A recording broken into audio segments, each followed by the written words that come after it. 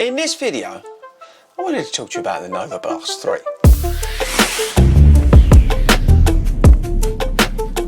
Now you might think, that's the weirdest open he's ever done. No, we've done some weirder ones, people, but the reason I want to talk to you about the Novablast 3 is because I think they absolutely nailed it this year. So if you're familiar with me and my running, you would have caught me over the last whatever it is, months, weeks, whatever, in these. I have literally been living in these when not running in other shoes for whatever we're testing on the channel. This has been a real winner for me.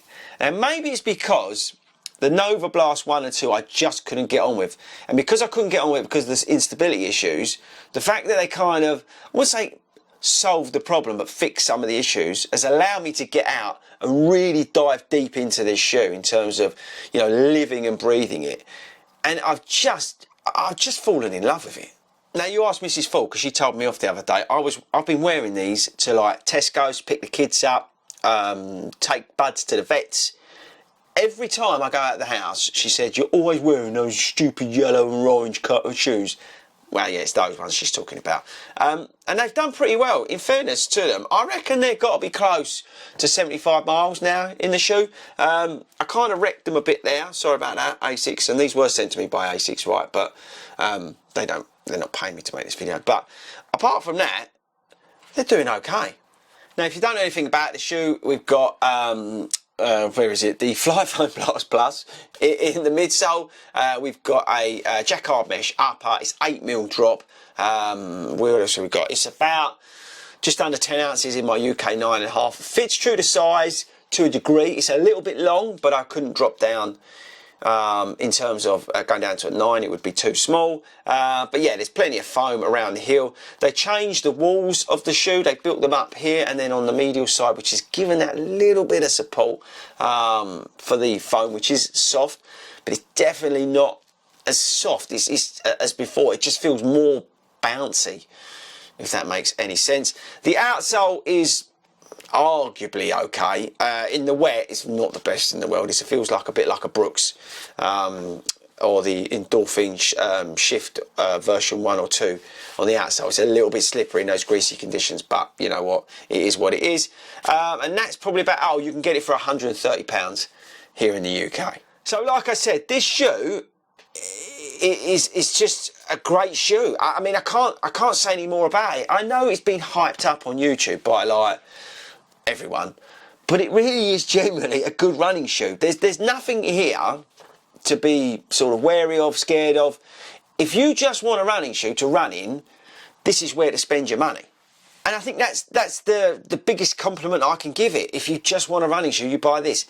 Yes, the Endorphin Speed 3 is the best running shoe out there, right? Because you can do everything in it and race in it. But as a running shoe, to just go out and run, right? Use the Novablast. The Novablast 3, by the way. It's just a great setup. It's fun. You can pick the pace up in it. You can go long in it. You can do recovery work in it. You can do everything in it. You can go to the vets in it. But you can do everything in it, right? It's well put together. It's not overly heavy. It's not over the top price-wise. It looks pretty awesome, by the way. Some amazing colourways that are coming out. But it just does everything you want from a running shoe. And I don't think, you know, I can big it up any more than that. Yeah, it just does everything you want in a running shoe. So there we go, people. I think, do we give it some scores? I don't like scoring stuff on this channel because, you know, I do a lot of stuff to feel.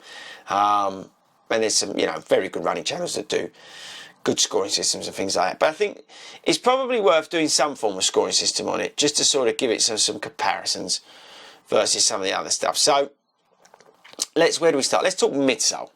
So midsole out of 10, right? 10 being like really awesome, feedback, bouncy, quick, and then 0 being like Nike Downshift 12 or something like that, or a Quest 5 or whatever it was. But this is probably a good 8.